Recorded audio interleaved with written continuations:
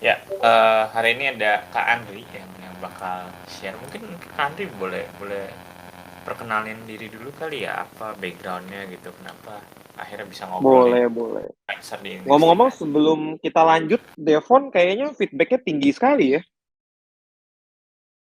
But anyway, eh aku kenalin dulu kali ya. Namaku Andri, jadi memang punya background di media industry. Karena topik kita soal influencer atau KOL ya, Key Opinion Leaders. Jadi kita akan banyak bahas soal bagaimana KOL ini berperan penting dalam sebuah marketing industri. Sebelum dan sesudah era sosial media seperti apa? Sekarang sudah era Web3. Apakah sosial media masih relevan? Apakah bentuk-bentuk format-format lain dari KOL itu seperti apa gitu? Atau uh, strategi-strateginya, delivery-nya, apakah sesederhana bayar aja yang paling banyak followersnya itu lebih works daripada kita bayar yang nano atau yang mikro? Atau the darker side of the influencer industry. Jadi so many things we want to explore. Aku sih open aja, teman-teman. Nanti mau tahu yang mana kita bisa dua arah aja. Karena nggak ada materi yang gimana-gimana banget. Tapi with my background in the media industry, I've dealing a lot with a lot of KOL from the small KOL, influencer lah ya, pakai bahasa kaliannya influencer ya, KOL kayaknya nggak enak ya, small influencer yang masih kecil trafficnya tapi udah sosok belagu kayak seleb gitu ya.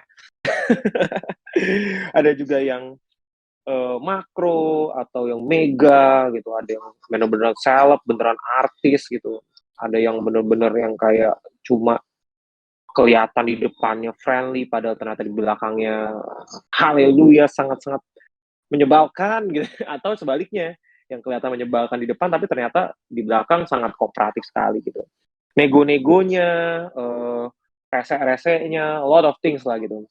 Dan I've been dealing a lot with them gitu. Dari mulai media, ya nggak media mainstream sih belum pernah ya, maksudnya media mainstream ada TV nasional atau belum pernah punya pengalaman gitu.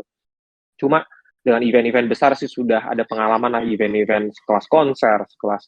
Also in the next year, for the first time aku mau bikin my personal creative festival gitu, dengan ya nanti kita lihat ya nanti bagaimana cara mengembangkan strategi influencernya gitu. Ya kurang lebih mungkin gitu aja sekali ya, long short story-nya gitu ya. Oke oke, thank you thank you. Mungkin ya langsung aja kali Kak, bisa mulai aja apa yang mau disampaikan. Mantap. Oke. eh ini topik yang menarik banget gitu sebenarnya. Kalau tadi sempat kemarin kan sempat ditanya ya topik-topik ini bakal ngebahas soal apa, angle-nya seperti apa. Aku sih nggak nyiapin materi yang gimana-gimana banget ya, cuma sharing aja ya. Kalau di industri kreatif itu biasanya sempat ada pros and cons lah. Apakah sebuah brand atau bisnis kadang-kadang butuh untuk menggunakan influencer? Jawabannya adalah ya dan tidak gitu. Ya dan tidak ya, kadang dibutuhkan kadang nggak dibutuhkan gitu. Kadang ada juga yang bilang bahwa oh kita udah pakai banyak influencer kok nggak work ke salesnya gitu, ada yang bilang seperti itu. Ada yang bilang juga oh works nih, gue pakai influencer segini, traction rate segini, percentage segini, sekian sekian sekian sekian, dapat nih salesnya segini, worth it banget nih gitu, return of investmentnya gitu. Ada juga begitu. Nah biasanya itu nggak bisa dipukul rata teman-teman. Biasanya itu sesuai dengan harus dilihat nih analisa bisnisnya apa, produknya seperti apa, apakah services, apakah one time only, apakah mau gain awareness. Jadi ada funnel marketing tuh, awareness, kemudian interest, sampai advokat, sampai evangelist, sales, dan lain so on so forth lah gitu. Nah, tadi ada yang share menarik banget tuh tentang tentang uh, actually the market doesn't know about that they want what they want gitu. Itu betul banget gitu. That's true gitu. Itulah yang dibentuk sama algoritmnya dari Google kan, Google atau sosial media kan. Karena kita nggak tahu apa yang kita mau, makanya semuanya dikasih nih A/B testing namanya tuh. A/B testing nih, dikasih A, dikasih si F, gitu. Uh, Ternyata dia mungkin biasanya profilnya sangat anak film banget, anak konser banget, kemudian dikasih something segmen yang sangat-sangat tidak film atau tidak konser banget, let's say industri apa ya, industri fashion misalkan itu. Atau jangan deh terlalu masih mepet-mepet. Mungkin industri eh engineer, teknologi gitu misalkan. Tiba-tiba dia interest, datanya membuktikan bahwa dia mulai engage dengan industri teknologi. Aneh ya, profilnya sangat film banget, profilnya anak konser, anak musik banget, tapi kok eh interest dengan hal-hal berbau engineer. Nah, craft yang itu tuh kemudian datanya diambil, jadi ketika nanti ada produk-produk engineer dicoba dites lagi ke sana, jangan-jangan profil ini cocok, jangan-jangan bukan cuma user ini doang, user lain yang punya profil serupa, jangan-jangan ketika dikasih engineer tuh sama.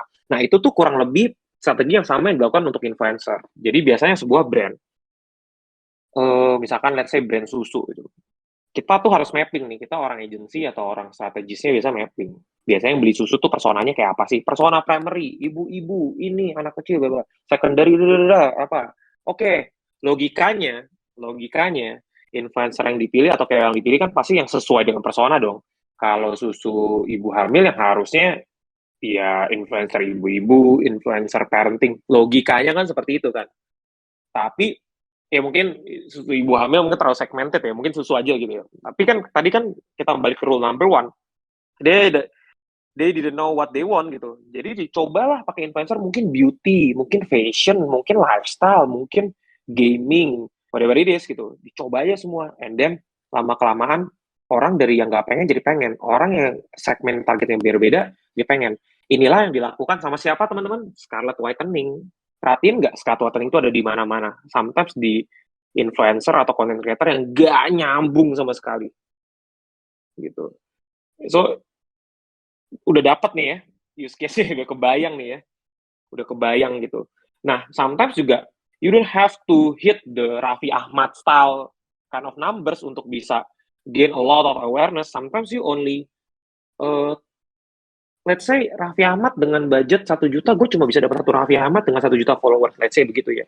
Bagaimana kalau budgetnya Raffi Ahmad yang 1 juta ini gue spread ke 1.000 nano KOL atau mikro KOL yang kalau gue jumlah-jumlahin, satu nano kan mungkin cuma 100 sampai 1.000, mikro mungkin 1.000 sampai 10.000 gitu. Mungkin kalau gue jumlah-jumlahin, mereka juga nggak nyampe followers Raffi Ahmad, yang kita anggaplah set followers Raffi Ahmad 1 juta. Saya gue dengan 1 juta gue jumlah-jumlahin sama nano dan mikro, saya dapetnya cuma setengahnya 500.000. Cuma ternyata faktanya lebih work. Nggak berani ngomong work juga ya. Lebih strateginya lebih beda aja gitu. Mungkin sebenarnya yang paling bagus ada di combine dua-duanya gitu. Kalau bisa dua-duanya, kenapa pilih salah satu gitu. Tapi ada alasan kenapa orang milih yang mikro dan nano gitu. Karena ini sama aja kayak gini teman-teman. Kalian ngeliat artis satu lagi make kalung power balance jadul banget ya. Apa ya? Corkscrew, anak Jaksel sekarang kan. Corkscrew bener gak sih? Ya apalah, whatever it is lah. Yang Tumblr yang lagi nge-hits tuh, Cork Circle. Let's say namanya Cork Circle. Lihat Raffi Ahmad pakai itu, kita lihat sekali. Oh yaudah, that's it gitu. Dia nge-endorse kali, ini enak banget. Oh yaudah, that's it. Tapi bayangin, kalau itu teman kalian, yang followernya cuma mungkin 100 doang. Karena itu teman, jadi kalian mungkin kepikirannya, nggak mungkin dia nge-endorse, itu pasti benar-benar murni dari dia kali gitu. Bayangin kalau itu baru satu. Kalau ada 10 teman, 100 teman, 200 teman, 500 orang ngomong hal yang sama, apa nggak kepikiran gitu. Dan basic dari human nature itu adalah FOMO, pengen ikut-ikutan, pengen kekinian. Makanya itu lebih work strateginya gitu. Sometimes itu buat sales, sometimes ada juga orang pakai influencer untuk apa teman-teman? Untuk branding. Jadi kayak apa ya? Produk alkohol misalkan, mereka pakai influencer lifestyle gitu.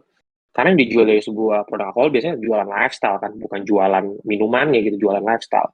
Dan yang dipakai itu untuk branding. Jadi mereka akan memilih, gue nggak peduli crowd lu berapa banyak, yang gue peduli adalah lu as personal gitu ya. Dicari cewek-cewek seksi, cowok-cowok ganteng, metroseksual. Gue nggak peduli followersnya berapa, yang penting ketika lu nge-post, ketika lu meng-endorse suatu produk itu, pokoknya secara personanya sangat lifestyle banget. Itu biasa dilakukan sama brand untuk mendapatkan personanya gitu, mendapatkan brandingnya. Jadi produk ini Apa nih brandingnya? Oh, karena influencer yang pakai orang-orang kayak begini, berarti personanya tuh lifestyle, luxury, dan lain-lain. Itu lo nggak dilakukan sama siapa? Dilakukan sama Apple. Apple itu, as far I know ya, sebelum sebelum tahun 2000 berapa belas gitu, Apple itu tidak pernah minta di endorse sama siapapun gitu. Mereka sangat-sangat eksklusif gitu. Supaya dapat apa? Dapat kesan bahwa Apple itu merek yang luxury, merek yang eksklusif, sebuah brand gitu. Dan brand yang lifestyle. Dan orang willing to spending a lot of money untuk beli those kind of gadget gitu.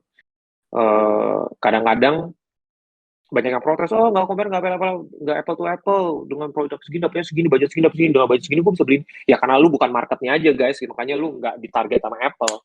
Nah Apple tuh sangat segmented. Itu mereka berhasil ngebentuk crowd, ngebentuk community, ngebentuk sebuah segmen market yang memang mengendorse Apple tanpa harus mereka bayar KOL gitu. Those kind of things yang menurutku impact-nya powerful banget gitu. Namun setahu aku sekarang sih Apple sih udah mulai endorse ke ini ya, content creator gadget review ya, untuk minta di review dan lain-lain gitu. Tapi kayak kira-kira secara bayangannya industri KOL atau influencer tuh seperti itu. They hit the person, sebenarnya basic kan they hit the person yang punya key of opinion leader, kepala ormasnya gitu, kalau di ini ketua ormasnya, yang kemudian ketua ormasnya ngomong apa, anak-anaknya pada nurut. Cuma kan seiring berjalannya industri, sosial media industri, kita juga udah mulai ngerti gimmick-gimmick S3 marketing, kita udah mulai paham, ini mah endorsement, gue nggak akan jebak nih. Makanya strateginya perlu berubah. Makanya mulailah main yang lebih organik, mulailah main yang lebih pura-pura, lebih nggak ketahuan gitu. Hal-hal seperti itulah gitu yang dikembangkan oleh bisnis KOL. Itu kan untuk brand. Kemudian pengembangan bisnisnya banyak macam banget guys. Misalkan ada satu agensi yang ngumpulin KOL dengan dia open recruitment. Bagi yang tertarik untuk mau menjadi influencer dengan followers masih 100 sampai 1000. Influencer followers 100 sampai 1000 siapa gitu? Siapa yang mau gitu? Tapi kan orang pasti mau dong. Gue follower 100. Gue follower 100. Gue berarti masuk dong gitu. Gue berarti masuk gitu. Ya udah, mereka dapat dong ngumpulin orang-orang yang FOMO pengen jadi influencer karena duitnya gede gitu. FOMO ikutan, gue dapatlah database 2000 account gitu yang followernya 100 sampai 1000. Si agency itu cuma begini datengin ke brand, gue punya database nih, ada 2000 account, 100 sampai 1000 followers, lu kasih brandnya ke gue, lu kasih duitnya, gue kasih ke mereka gitu. Nah, dapat duit dong, gue dapat produk sampel, si agency dapat produk sampel, si agency dapat duitnya, karena brand butuh juga KOL influencer yang level segitu, pasti dengan harga murah. Kenapa? Karena ketika si agency datang ke KOL-nya atau orang ke database yang dikumpulin, mereka nggak bayar apa-apa.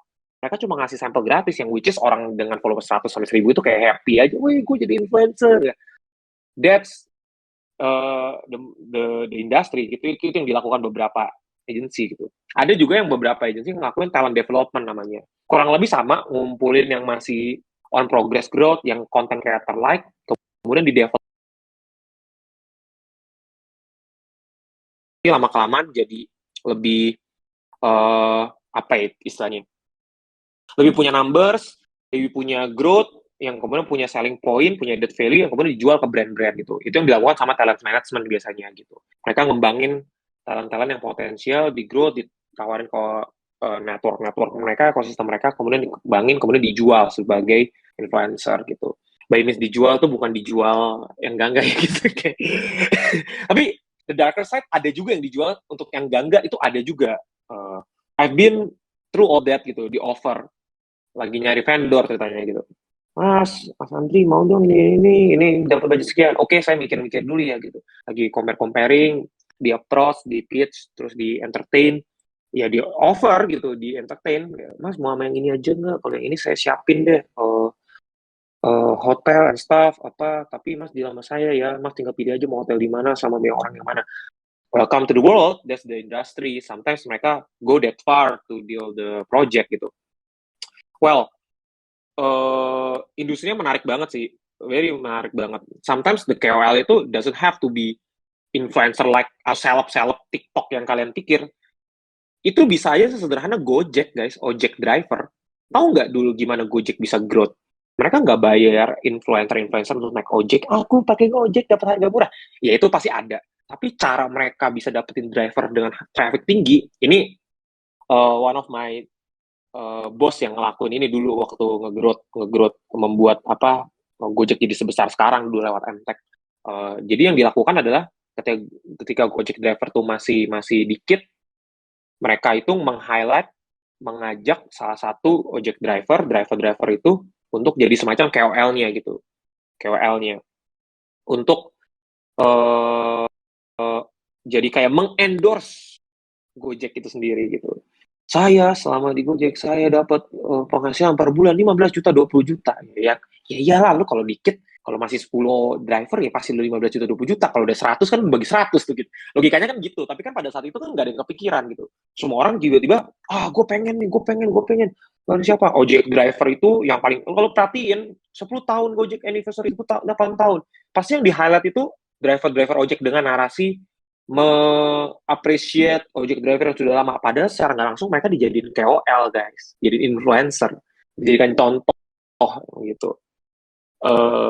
That's the development of KOL business gitu, influencer business. Itu pengembangannya banyak banget.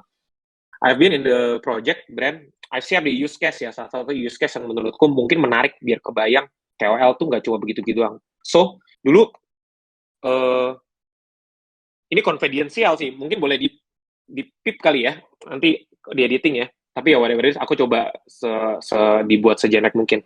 Jadi one of the telco business, salah satu telco bisnis, jualan pulsa lah ya, jualan pulsa, membuat pengen memenangkan share of voice di modern trade. Modern trade tuh kayak Alfamart, Indomaret gitu. Kalau general trade tuh yang pulsa-pulsa pinggir jalan gitu ya.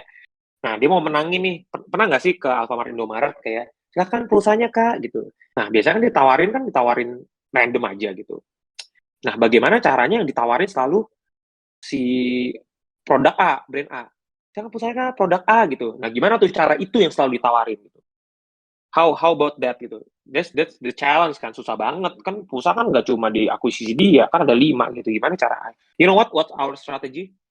Strategi kami adalah kami membuat sebuah platform. Nah, kita sebut aja sebuah influencer platform. Namanya Lalala Hits lah gitu. Nanti dicari sendiri aja gitu. Lalala Hits. Di mana itu adalah platform untuk mengembangkan atau mendevelop influencer. Influencernya siapa? Kakak-kakak, mbak-mbak, mas-mas Indomaret dan Alfamart. Jadi Indomaret, mbak-mbak dan mas-mas Indomaret Alfamart itu kita develop, kita jadi kayak tadi ya talent development atau KOL development, kita bikinin acara, karena kita bikinin photo session, kita bikinin workshop untuk mereka, kemudian kita taruh platformnya di Lalala Hits tadi itu. Lalala Hits, sebuah platform yang kita bentuk khusus untuk telco brand tadi. Yang kemudian everybody aware bahwa platform itu semua supported by telco yang tadi. Sehingga semua mbak-mbak dan mas-mas Indomaret Alfamart itu secara tidak langsung mereka menang organically karena senang, asik gue nih dikasih training public speaking, gue dikasih training photoshoot gue jadi kayak influencer keren banget di foto studio, gue dikasih acara-acara seru, undangan-undangan ke tempat-tempat hits, gue foto-foto, semuanya di post di Instagram, terus diamplifikasi gitu, diamplifikasi sama kami gitu, sehingga sampai ada satu cabang Indomaret, mbak-mbaknya terkenal banget sampai banyak orang datang sana cuma mau ketemu mbak-mbak itu.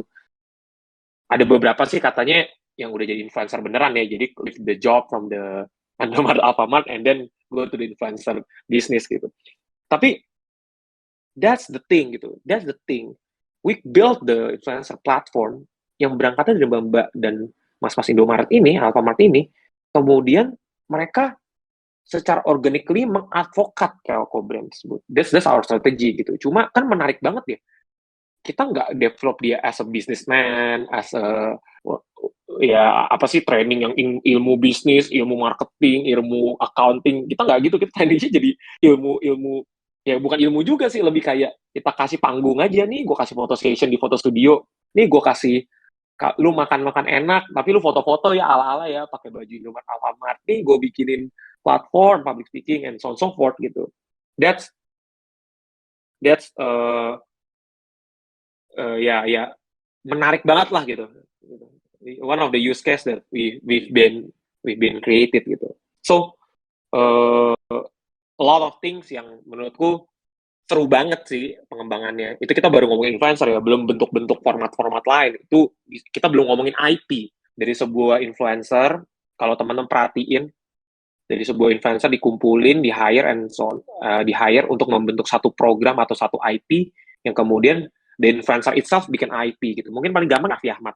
Raffi Ahmad itu ada dua guys entity-nya. Secara hukum ya, kita ngomong secara hukum. Raffi Ahmad secara personal, secara manusia, dan Raffi Ahmad secara hukum itu sebagai IP. So, pengembangannya adalah kayak Raffi Ahmad nggak perlu hadir, nggak perlu endorse, nggak perlu apa-apa. Raffi Ahmad sebagai IP, mau logo, mau entity, mau legal business, ditempelin dimanapun laku. Itu yang juga dilakukan sama Deddy Corbuzier gitu. Jadi Raffi Ahmad tinggal ongkang-ongkang kaki, namanya aja dipakai di mana-mana, ke brand dan lain-lain, itu pasti laku. Orang mau beli, orang mau willing to tempelin stempel Raffi Ahmad di tempat mereka gitu. In this case sebenarnya Rans Entertainment gitu. Jadi itu influencer become the IP business, intellectual property business. Eksplorasinya tuh luar biasa gitu. Luar biasa banget gitu. Kita juga, sekarang pengembangannya influencer itu bentuknya tau nggak kayak apa? Cuma virtual. Bikin karakter virtual, digerakin, dibikin nama, dijadiin personality, terus kemudian dibikin AI, jadilah influencer virtual. Ya ampun. Tahu nggak siapa salah satunya? VTuber. Kalau sempat ke-mention VTuber. Kalau VTuber kan masih digerakin manual sama orang di belakang layar ya gitu ya. Cuma ada yang bener-bener AI teman-teman. I've been watch it with my own eyes gitu. This is the AI. Semua gambar, visual, whatever it is, digenerated by AI. Jadi sebuah karakter, kemudian dijual, dan itu laku banget.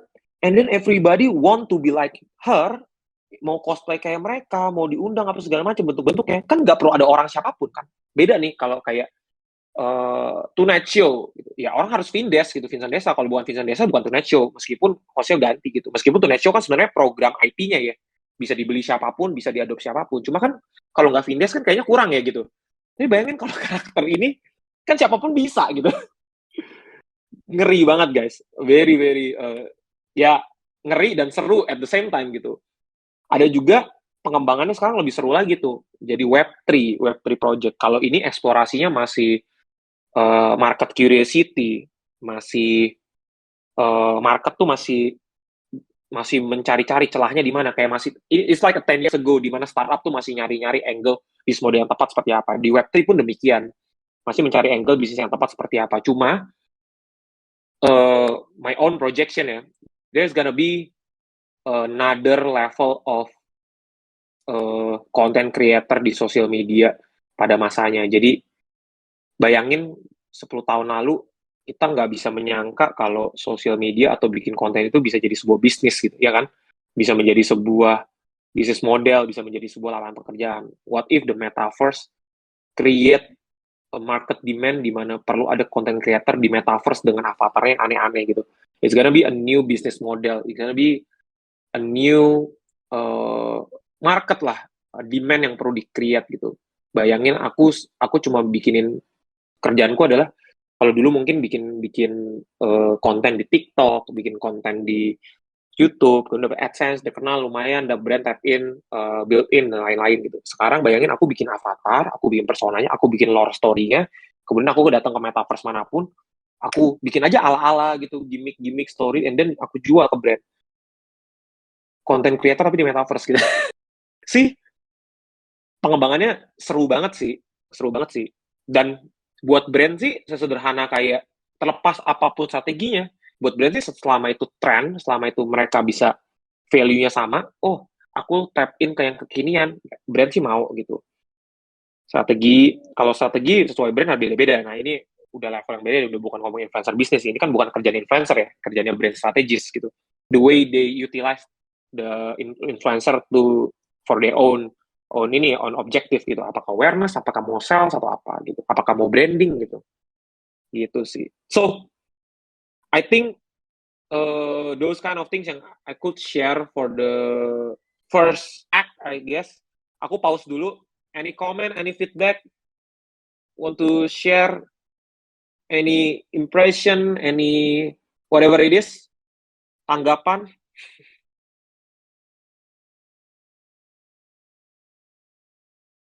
Nothing? Oke. Luar biasa. Langsung open mic. Halo Hendri, kedengeran nggak suara aku?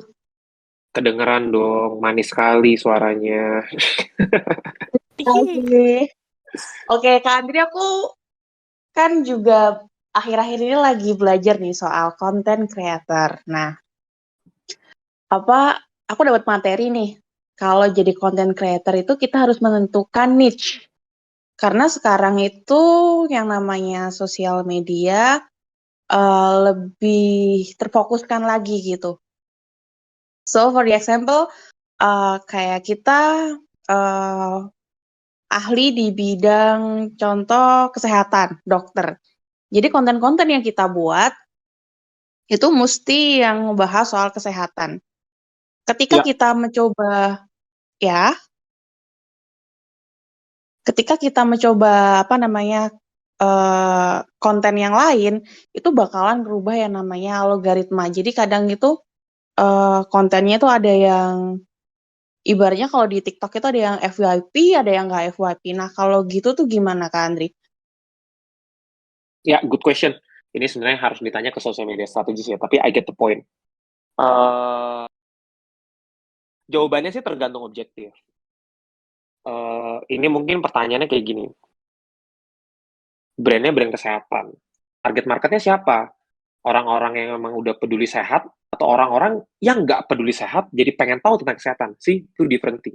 Kalau misalkan mau cari orang-orang yang udah peduli sehat, kontennya pasti edukasi semua kan, edukasi kesehatan, produk kesehatan. Ya karena pasti secara nggak langsung mereka looking forward for the what they call it ya. Ya untuk konten seperti itu kayak aku nih orangnya anaknya musik banget, anak konser banget. Ya aku pasti akan nyari gitu, tanpa perlu disuruh juga aku akan nyari gitu, akun-akun apa ya yang tentang musik gitu. Dapat kan? Tapi bagaimana untuk mengkonversi orang yang nggak peduli kesehatan jadi peduli kesehatan? Orang yang nggak suka musik jadi peduli musik. Ya you cannot in the pool of niche market itu. Tapi betul, uh, itu betul banget. Konten niche itu penting. Jadi logikanya gini, you don't have to hit atau targeting a whole market, you only have to be a champion on the certain market aja. Nanti yang lainnya diperluas secara pelan-pelan gitu. Tadi menjawab pertanyaan tadi gimana ya gitu kalau misalkan kita coba konten pilar. Ini angle-nya konten pilar ya bahasanya, konten pilar yang keluar dari tentang kesehatan nanti algoritmanya berantakan. Sebenarnya menurutku nggak masalah. Memang betul ada yang kayak TikTok kan cepet banget ya. Karena TikTok itu sebenarnya bukan sosial media guys. TikTok itu sebenarnya content distribution. Jadi nggak ada orang main sosial media. Sosial media kan ya sebenarnya kalau ditanya definisi sosial media ya dia sosial media, video based sosial media. Cuma apakah lu orang berinteraksi DM-DM-an di sana? Coba aku mau tahu nih, tanya beberapa orang di sini. Ada nggak yang DM-DM-an seintens Instagram atau seintens Facebook atau seintens Twitter tapi lakuinnya di TikTok? Let me know. Kalau ada sih kalian sih minoritas sih gitu. Aku sih nggak pernah gitu. Tapi nggak bisa, aku bukan target market TikTok soalnya. Tapi faktanya adalah TikTok cuma konten distribution yang kemudian setelah bikin konten di sana, mereka taruhnya di Twitter lagi, ditaruh di Instagram lagi gitu dan lain. Tapi nggak ada sebaliknya. Yang di Instagram ditaruh di TikTok, di Twitter ditaruh TikTok, nggak ada yang sebaliknya gitu. Makanya algoritma TikTok lebih cepat karena konten distribution sesuai dengan natur dari platformnya. Tapi if that is happen in the Instagram or Facebook or Twitter, it depends. Kalau agak coba melenceng sedikit ke kanan, kayaknya mereka nggak langsung berubah total. Tapi it could be another opportunity to gain outside of your market, outside of your niche market, which is ya nggak apa-apa gitu. Sebenarnya tergantung objektif, nggak apa-apa atau enggaknya ya. Nggak bisa ngomong nggak apa-apa juga. Tergantung objektifnya apa gitu. Kayak mau jualan bakso, kalian jualan bakso kan pasti bukan buat penikmat bakso dong, benar nggak sih? Tapi kan kalian juga pengen reach di luar dari penikmat bakso gitu. Nah, gimana caranya untuk bisa reach di luar penikmat bakso? Biasanya dikasih side dish, jualannya bakso lapangan tembak Senayan, tapi kok ternyata ada es krimnya, kok ada es campurnya, kok ada kopi susunya gitu. Nah, itu biasanya untuk nge-cater orang-orang yang non penikmat bakso, non penikmat dari brandnya sendiri. Nah itu lebih ke cross sell, upsell sih bisnis. Itu lebih ke business development biasanya. Tapi kalau dari social media content strategis itu biasanya it depends on kebutuhan dari brand mau ke arah mana gitu. Gitu sih.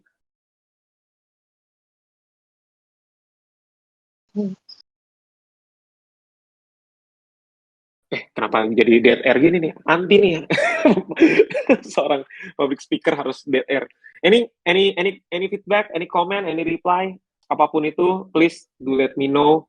Ngomong aja di chat boleh, kalau nggak mau open mic, we'll answer all the things that you want to do. Atau kalian mau tahu the darker side of the influencer business, I will share it. I will, ya jangan juga ya karena ini dinas ke publik ya. Aku bisa sebut beberapa nama sih sebenarnya sih. Cuma karena direkam dan akan Gimana dirilis, Titi? jadi Ada mau tanya lagi atau respon nggak? Dengeran nggak ya? Udah sih, Ham. Cukup sih. Aduh. Halo. Iya. halo juga.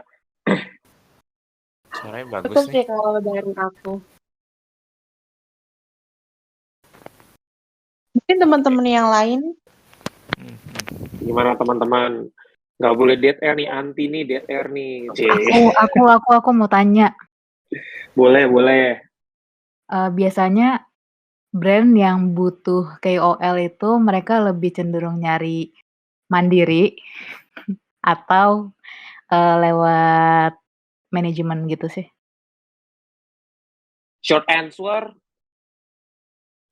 lewat agency. Tapi semua tergantung. Brand kayak apa? Kalau brand segede Erigo dengan budget besar-besaran pasti lewat agency gitu. Cuma kalau sometimes ya brand masih UMKM atau brand masih kecil ya sometimes mereka punya orang yang khusus untuk ya orang khusus lah ya untuk memang dihandle di influencer.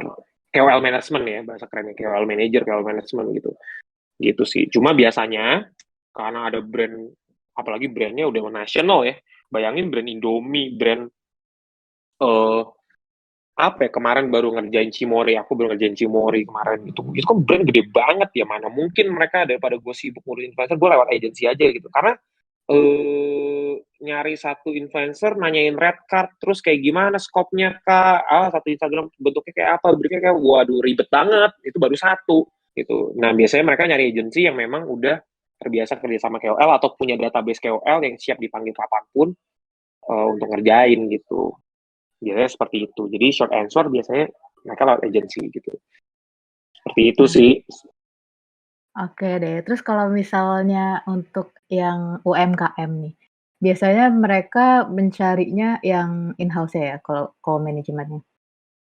Itu Iya, biasanya lewat nyarinya in-house gitu. lewatnya apa? Maksudnya gimana caranya mereka nyari atau cuma manual lewat TikTok, yang nyari yang mana sih yang suka ngebahas sesuai dengan brand-nya gitu? Tergantung objektif, tapi memang biasanya karena ini aku kalau on their perspective, biasanya UMKM itu kan short money ya, low budget gitu. Ya pasti mereka nggak bisa hire KOL manager yang udah profesional dong, right?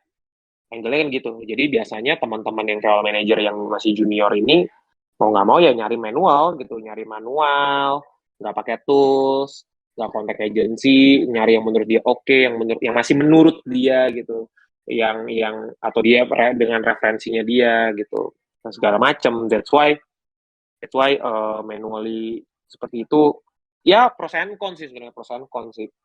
Sometimes kadang-kadang bisa one hit wonder work juga, kadang-kadang juga enggak, jadinya kayak nggak work. Aku udah beberapa kali kok ngasih advice ke beberapa teman-teman SMEs, UMKM ya, nggak bisa pakai influencer kayak gini sekali gitu, nggak bisa satu, harusnya angle gini, atau kalau mau kayak gitu budget nambahin buat yang lain. Mereka tetap kekeh, ya udah kita sih selama dibayar sih bodo amat ya gitu. Akhirnya nggak proof ke sales gitu. Ya udah gitu, gimana dikasih tahu nggak mau tahu gitu. Sampai kita juga nggak selalu, jawabannya tuh nggak selalu influencer, karena bisa main di community marketing gitu, bisa main di organic growth, jadi nggak harus something yang paid gitu, atau mungkin cuma ads saja gitu, digital ads, social media ads gitu.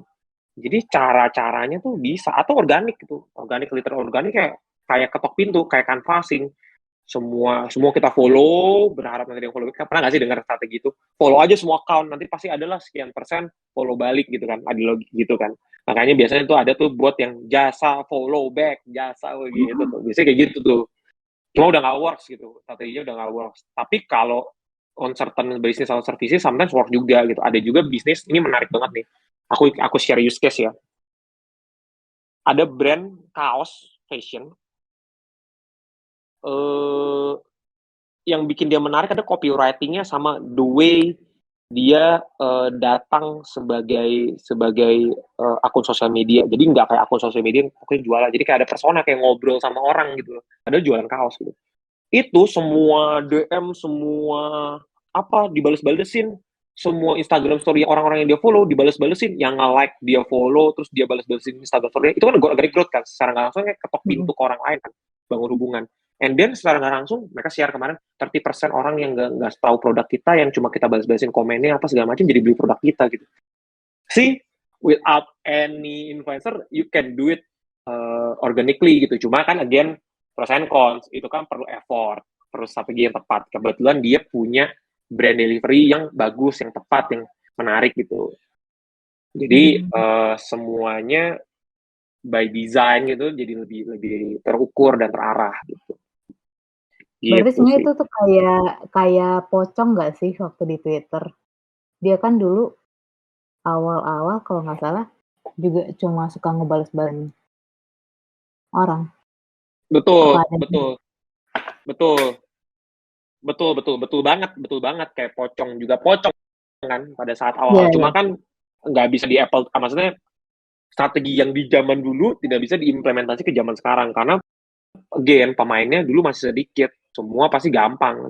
Bayangin sekarang trennya tuh cepat banget berganti, influencer pun banyak yang growth. Aku tuh banyak banget ngelihat Gen Z ini lagi discuss ya dia sama Gen Z gitu. Siapa nih yang ini? Sini aja kak ini. I don't even have no idea gitu. Ini siapa kok followersnya banyak banget kok gue gak kedengeran di kuping gue yang sering ngikutin tren gitu. Jadi udah nggak bisa kayak gitu. Ya bukan nggak bisa, cuma harus dengan strategi yang tepat aja gitu. Tapi ya sekarang faktanya udah terlalu bising, mungkin bahasa yang tepat. Sudah terlalu bising gitu. Jadi harus ketemu nih angle yang tepat. Makanya influencer itu, kalau media TV nih paling jago nih. Influencer itu biasanya dibikinin sebuah gimmick-gimmick yang kayak drama yang sebenarnya terkesan natural, padahal sebenarnya itu fabricated semua.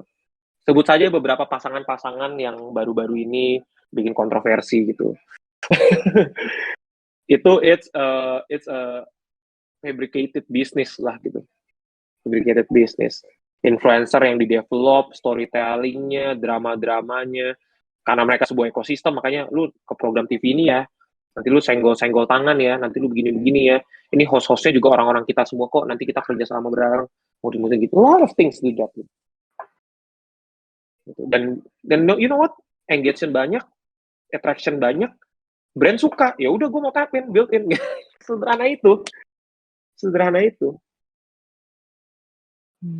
Oke. Terus tadi kalau misalnya kan kalau nggak salah Kak Andri tadi nyebutin tools untuk call manajemennya, itu toolsnya apa sih? Nah itu jujur pribadi aku kurang tahu karena biasa itu teman-teman digital strategist sama orang digital lah biasanya lebih ngepaham lah. Aku sih kurang paham ya gitu. Biasanya mereka tuh yang bisa ketemu tuh. I have no idea, pokoknya tahu-tahu aku dapat report influencer sekian dari 1 sampai 200 list, yang mega yang mana, engagement rate seperti apa, followers berapa, jadi udah detail banget tuh. Cost per kliknya, cost per apanya, cost per apa, buset. Pokoknya mereka tuh jago tuh. Oke deh. Thank you Kak Andri. Yes, cool. Anything? Aku mau nambahin yang Anita soal KOL. Ini yang aku pelajarin ya. Setahu aku tuh KOL emang beda sama influencer gitu loh. Jadi tuh makanya ini juga fungsinya niche juga sih sebenarnya yang aku sadari beberapa hari terakhir waktu belajar gitu kan. Karena kalau KOL sendiri itu nggak peduli apa namanya di sosmed itu followersnya itu berapa. Tapi ketika dia mempunyai kemampuan dan itu diakui oleh banyak orang, itu bisa jadi KOL. Contoh nih, Chef Renata.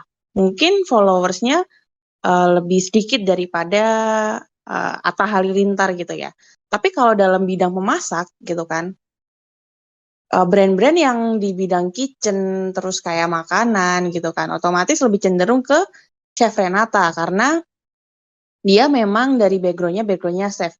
Dia lebih paham apa itu soal masak-masakan. Kayak itu sih setahu aku. Gitu. Ya, that's true. Aku tuh believe juga buat niche, cuma ya sometimes kan the business grow over and over ya. Ya ini sih tergantung dari visi dari pemilik dari brand ya. Apakah memang mau cuma mainnya di niche market doang atau memang mau pivot produk atau scale bisnisnya jadi lebih luas lagi gitu. Cuma ya kalau again ya marketing is a lot of things gitu, nggak cuma influencer doang gitu. Kalau memang strategi mau memang niche doang ya silakan gitu bermainlah di influencer tersebut. Jadi permainannya akan cuma muter-muter di situ aja. Biasanya in a long game the business, the brand pasti akan struggle gitu. Karena you know what, the industry change, the world change, the media change, the generation change. You cannot work in the same business over and over. You need to change, you need to rebranding and stuff, which by that means you need to change your niche gitu. Karena kalau bermainnya di niche market, ya very hard in the long game sih, very hard in the long game gitu. Cuma ya ada aja sih, kayak banyak kok pemain-pemain interior designer yang niche banget gitu, yang memang ngedesainnya untuk orang-orang bukan orang-orang kaya ya, tapi orang-orang old money gitu. Kalau kalian ngelihat gerbek rumah, konten-konten gerbek rumah itu, kalau kalian ngelihat desainnya, menurut ini aku frankly speaking aja ya, terang-terangannya belak-belakannya. Kalau kalian ngelihat konten YouTube gerbek rumah atau ngelihat tampilan-tampilan rumah yang orang-orang kaya dan menurut kalian desainnya bagus, itu I can assure that 90%, 95% bahkan orang-orang tersebut sebenarnya nggak ngerti apa-apa gitu tentang desain interior di case karena ngomongin rumah ya. Biasanya orang-orang kaya itu lebih diem aja gitu dan di taste desainnya lebih tinggi gitu, dan biasa desain interiornya juga orang-orang yang diem-diem aja kita nggak dengar tapi memang ngerjain proyek-proyek besar gitu. Ini aku bisa approve that gitu karena I do also bukan suka dengan fine art, contemporary art, yang mana orang-orang yang pengumpulin fine art kan orang-orang yang udah punya duit gede ya gitu. Nah mungkin dia mau buka rumahnya untuk konten dan segala macam gitu. Sayang sekali gitu. Jadi dan itulah vendor desain interior itu kan niche banget. Dia bahkan nggak perlu influencer gitu. Salah satu contoh bisnis nggak perlu influencer tuh dari gitu. Ya memang sometimes ya kalau memang arahnya mau ke situ ya silakan ke situ gitu. Banyak lah, seru banget. Iya sebenarnya mungkin bukan influencer ya. Sebenarnya one of the client yang dari old money itu sebenarnya kan influencer atau key opinion leader yang kemudian dia share, gue pakai desain ini bagus apa tes gue, terus dia nge-sharing ke teman-temannya yang old money juga, ya mungkin ya dia sebenarnya dari mulut ke mulut, cuma influencer dari mulut ke mulut aja gitu. Oh mungkin I share one of the use case yang menurutku menarik juga. Influencer, jadi temanku tuh punya bisnis pizza bikinnya di rumah, homemade. Cara ordernya juga PO, nggak bisa yang kayak Pizza Hut telepon sekarang nggak bisa gitu. You need to process it kayak harus besok lagi H-1. Bingung harus ngapain, kemana. Tahu nggak influencer siapa? Nyokapnya sendiri. Nyokapnya itu aktif. Mungkin somebody juga ya, I don't know ya gitu. Mungkin somebody juga di society, di ibu-ibu sosialita atau gimana. Dia cuma kayak share ke teman-temannya, kayak, ayo dong beli ini anak gue apa segala macam. And it goes on, it spread off. Anak-anaknya dari teman-temannya nyokapnya itu mungkin somebody atau siapa di-share ke Instagram story, berkembang, kemudian karena word of mouth itu doang jadi growth bisnisnya. Semua orang jadi tahu. Influencernya siapa? Nyokapnya. Gitu. Siapa lagi? Ada lagi salah satu bisnisnya cake, bikin kayak tiering cake gitu ya, cake yang bentuknya artisan seperti itu. Bingung tuh awal dikasih ke siapa, tahu nggak gimana cara dia kan premium banget ya. Cara dia adalah I was the one of the customer yang juga dapat kena sama strategi dia. Cara dia adalah dia ngasih premium cake-nya dia yang harusnya harganya $1 juta 2 juta. Misalnya kayak Andri, kamu punya budget berapa? Kak, aku cuma punya 350 ribu nih, Ci. Gitu. Bisanya itu budgetnya sejutaan semua, aku nggak, ya udah 350 ribu nggak apa-apa gitu. Gue dikasih ke aku dapat, and then karena nggak enak hati pasti I promote it and stuff. Kemudian dia ngelakuin itu di awal-awal karir bisnisnya, kasih harga murah, ada project apa dia sampai for free gitu, sampai and then endorsement meningkat, repeat order karena suka, kemudian growth gitu. Jadi dapat influencer secara organik gitu, yang beli sampai si influencer itself gitu, with their own money gitu, tanpa dibayar gitu. Jadi that's a strategy gitu. Cuma the way the brandnya itu bisa terkenal ya karena ada influencer. Ini kalau ngambil ilmu marketingnya si Malcolm Gladwell, tipping point, ada 3 tipe orang tuh kalau nggak salah, the connector, the apa gitu, dan salah satunya itu yang kayak dia tetap gimana, pokoknya orang ini tuh kalau ngomong apapun kita pasti dengerin dan kita mau follow gitu. Nah, orang itu yang biasa kita sebut influencer gitu, the real influencer. In this case, use case yang tadi adalah ya si nyokapnya temanku itu gitu. Teman-temannya dia gitu. Kadang-kadang dari 10 teman kita ada satu tuh kayak ngerasa kok dalam pertemanan kita, pergaulan orang ini sampai kalau ngomong kita kayaknya engage, mau dengerin, mau apa. Pasti ada orang-orang itu tuh. Nah, orang itu tuh yang perlu ketemu tuh. That's the tipping point tuh kalau kata Malcolm Gladwell. Gitu sih. Ya, mungkin kita bisa kulik-kulik lah nanti ya tentang tipping point Malcolm Gladwell. Itu ilmu marketing luar biasa tuh. Sebenarnya. Ya, implementasinya ketika ke dunia digital, sosial media, mulai kayak sebenarnya sama gitu. Cuma formatnya aja berubah. Seperti itu. Right? Oke. Mungkin ini ya, sebelum lanjut, biar mungkin bisa lebih bahas lebih spesifik, mungkin mau mention ini rekaman kita matiin dulu, jadi habis ini ya mungkin bisa luar lebih biasa ya. Jadi matiin dulu ya. You guys want to know the darker side? Oh, sebentar.